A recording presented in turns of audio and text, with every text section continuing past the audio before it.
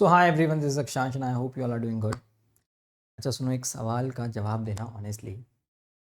Exam ख़त्म हुए 1 महीना हो गया है, उससे भी ज़्यादा हो गया है, और स्पेशली जिन्होंने ग्रुप 1 दिया था तो उनका तो 1 महीने से भी बहुत ज़्यादा हो गया, 40 डेज़ क्रॉस कर चुके। पहले अपन उन लोगों से बात करेंगे जिन्होंने एक ही ग्रुप दिया था, एक ग्रुप देना बाकी है, फिर जिन लोगों ने बोथ ग्रुप दिए थे उनसे बातें करेंगे। दिल पे हाथ रख के ऑनेस्टली आंसर देना कि लास्ट 1 महीने में आपने कितना प्रोडक्टिव काम किया है। मेरे को लगा देखो सेल्फ रियलाइजेशन की ज़रूरत बहुत है, तो मैं ही कराने आ जाता हूँ, इसलिए मैं आपके सामने आ गया। देखो, सच्चाई आपकी ये है कि लास्ट 1 महीने में आपने हार्डली 3, 4, 5, 6 घंटे पढ़ाई की है दिन की, ठीक है? और होना ये चाहिए था कि आपको पता है कि एक ग्रुप तो फॉर श्योर देना बाकी है ही, मतलब नवंबर के अंदर, और एक ग्रुप का आपका रिजल्ट अवेटेड है। लेट्स सपोज आपने ग्रुप 1 दे दिया और ग्रुप 2 का आपका ग्रुप 2 देना बाकी है, ग्रुप 1 का रिजल्ट अवेटेड है। In spite of knowing the fact that group 1 में आप लोग फेल भी हो सकते हो इस बार। हो सकता है आपको बोथ ग्रुप देने पड़ जाएं अगले अटेम्प्ट के अंदर, और आपका जो ग्रुप 2 था, इट वाज सपोज कि आपका जो ग्रुप 2 है ना, मैं मान के चल रहा हूँ जो ग्रुप 1 है वो वाइस वर्सा कर लेना। आपने जो ग्रुप अभी देना बाकी है ना, होना क्या चाहिए था कि रिजल्ट से पहले पहले 70 से 80% वो तैयार हो जाना चाहिए था अच्छे तरीके से।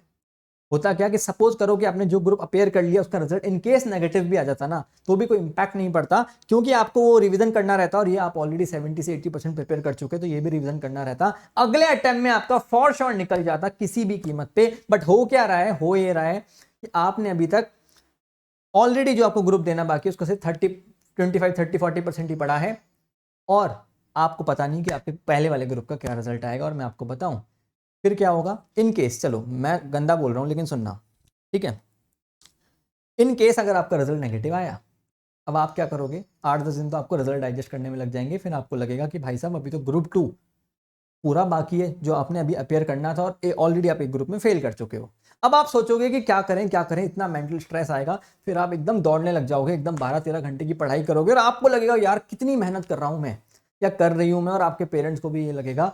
और फिर क्या होगा, थोड़े दिन बाद आपको लगेगा कि यार एक ग्रुप हो पाएगा कि नहीं, बोथ ग्रुप हो पाएंगे कि नहीं हो पाएंगे, और आप फिर क्या सोचोगे कि चलो एक ग्रुप पे चल लेते हैं, एक ग्रुप पे ही चल लेते हैं। या फिर अगर आप बोथ ग्रुप भी दे दोगे ना, तो पता है क्या होगा कि आप बोथ ग्रुप अपेयर तो कर जाओगे, बट आप श्योर नहीं होंगे, और फिर वापस से आप रिजल्ट का इसी तरीके से वेट करते रहोगे, और फिर वापस से ऐसा कुछ होता रहेगा, और round and round round and round आप इस ट्रैप में फंसते चले जाएंगे। और यही रीजन है सीए फाइनल में बार बार फेल होने का। ये सारी चीजें आपको पता है, भुगत चुके हो, स्पेशली जिनके मल्टीपल अटेम्प्ट लग चुके हैं उनको पता है, ठीक है? फिर आप बोलोगे कि यार पढ़ता तो मैं बहुत था लेकिन पता नहीं पास क्यों नहीं हुआ, ठीक है? आपके पेरेंट्स भी ये बोलेंगे। फिर इस तरह की बातें भी हो सकती है कि क्या पता मैं सीए के लिए नहीं बना हूं। अरे तुम सीए के लिए नहीं बने हो, ऐसा कुछ नहीं होता।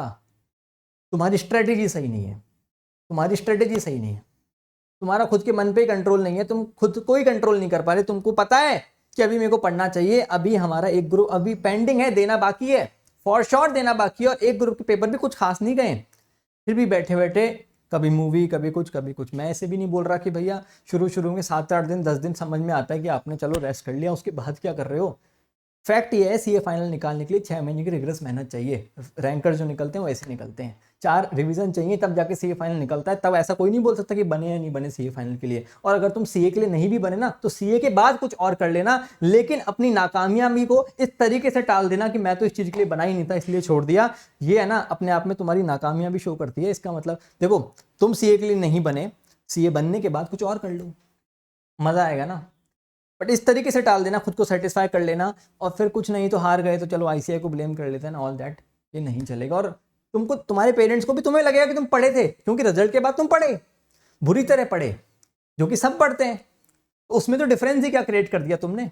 पढ़ना तो अभी चाहिए था ना, वो तुम पढ़ नहीं रहे। चलो जिनके बोथ ग्रुप्स हो गए उनकी बात कर लेते हैं। बोथ ग्रुप वाले क्या कर रहे हैं? बोथ ग्रुप वालों को पता है कि भैया ग्रुप 1 का पेपर अच्छा नहीं गया था, बोथ ग्रुप दे लिए, रिजल्ट के लिए वेट कर रहे हैं, एटलीस्ट कुछ सब्जेक्ट शुरू कर दो। पास हो गए तो क्या हो गया, कोई नुकसान तो हो नहीं गया। भाई गलती से अगर फेल हो गए तो सोचो कितना बर्डन आएगा, झेल नहीं पाओगे तुम। फिर से ये साइकिल रिपीट होगी, फिर से ये साइकिल रिपीट होगी, फिर से ये साइकिल रिपीट होगी। इसलिए सीए में टैलेंटेड टैलेंटेड बच्चे इस गलती के कारण रह जाते हैं।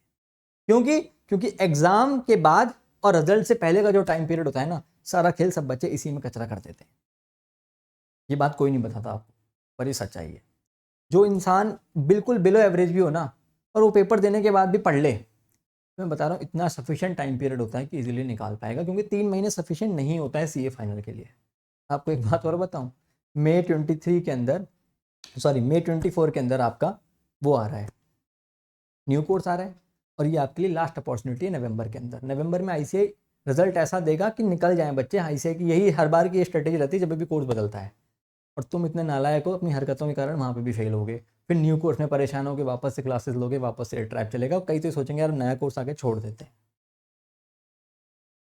अभी भी 15 दिन बच रहे हैं। आज 21 जून है, वीडियो रिकॉर्ड कर रहा हूँ। आप लोग जब तक देखोगे मेरे ख्याल से 5-7 दिन भी बचेंगे। कोशिश करो कि एक ग्रुप जो अभी पेंडिंग है ना, उसका कुछ नहीं तो एक सब्जेक्ट ही ख़त्म कर ले।